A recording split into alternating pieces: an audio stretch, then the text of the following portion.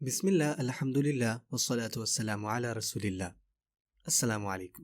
آج کا لیسن ہے 6B، جس میں ہم الرحمن الرحیم کی پریکٹس کریں گے۔ یاد رکھیے تجوید کیا ہے کہ قرآن مجید کو خوبصورتی کے ساتھ پڑھنا، یعنی اس کے مخارج، ان کی صفات اور باقی تجویدی قواعد کا خیال رکھنا۔ آئیے آج کی آیت کی طرف چلتے ہیں۔ اعوذ باللہ من الشیطان الرجیم۔ الرحمن الرحیم، جیسے کہ آپ پہلی لائن میں دیکھ رہے ہیں کہ دونوں لفظوں میں را اور ہا برابر ہیں، اور ہمیں چاہیے کہ ہم ان مخارج کو بہت دھیان سے پڑھیں، اور یہ جو را ہے یہ دونوں طرف موٹا پڑا جائے گا۔ ٹھیک ہے، آگے جانے سے پہلے میں آپ کو تجوید کی 7ویں ٹپ دینا چاہتا ہوں، وہ یہ ہے کہ جب بھی آپ اس کو پریکٹس کریں نا تو اونچی آواز کے ساتھ پڑھیں۔ اس سے کیا ہوگا کہ آپ کو خود آواز آئے گی کہ کیا آیا آپ اس کو ٹھیک سے پڑھ رہے ہیں یا نہیں۔ جتنا اونچی پڑھیں، الرحمن الرحیم، اونچا پڑھیں انشاءاللہ۔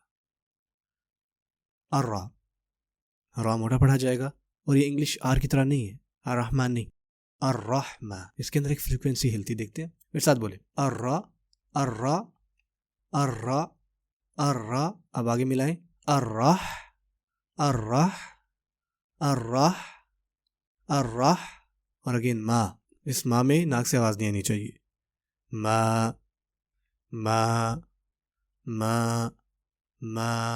اب پڑھیں، الرحمانی الرحمانی الرحمانی الرحمانی، اور اگلا لفظ ہے الرحیم، اگین یہاں پہ بھی را جو ہے وہ موٹا پڑھا جائے گا، اور حیم، اور یاد رکھیے ہا کو اپنے کلیئر بولنا ہے۔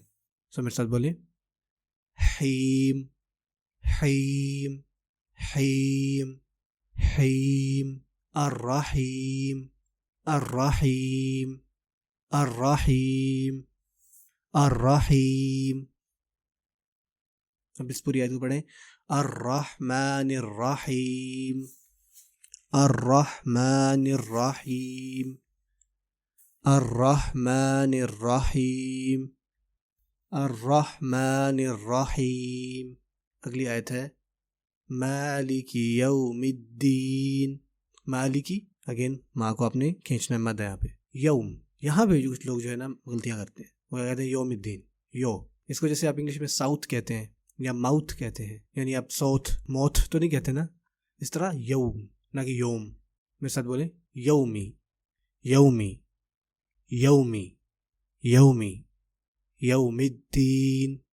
اور تجوید کی 8ویں ٹپ کیا ہے، یاد رکھیں کہ جب آپ وقف کریں نا تو لفظ کا آخری حرف واضح ہونا چاہیے، جیسے کہ مالک یوم الدین، نون کی آواز آنی چاہیے آخر میں، مالک یوم الدین، نون کی آواز آخر میں، یعنی جس پہ بھی وقف ہو اس کی آواز آنی چاہیے۔ سو میرے ساتھ بولیں، مالک یوم الدین مالک یوم الدین مالک یوم الدین مالک یوم الدین۔ چلا آج کے لیے اتنا کافی ہے۔ جزاکم اللہ خیرا، بارک اللہ فیکم، السلام علیکم ورحمۃ اللہ وبرکاتہ۔